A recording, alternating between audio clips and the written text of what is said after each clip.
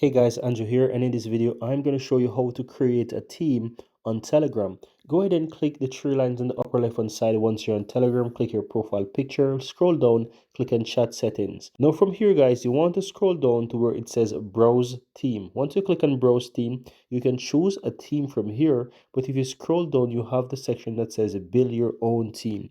You can start by choosing whatever. You can choose, for example, the classic, and you can go ahead and you can make changes to those different colors, or if you so desire. Once you build something that you like, you can even build something out of the dark mode or the night mode and just change up things a bit to your liking. But once you're satisfied, all you have to do is just simply click on create a new theme. Create the theme. You can give the theme a name. So let's say I'm going to call this one Drew as an example. Click on create, and I have a brand new theme that I've created here. And that you can see here guys, that I now have my brand new theme here. If I swipe across, you can see that if I click on browse theme, I have the different themes that I can select, and this is my new theme that's called Drew. And that's it guys, that's how you go ahead and create themes on Telegram.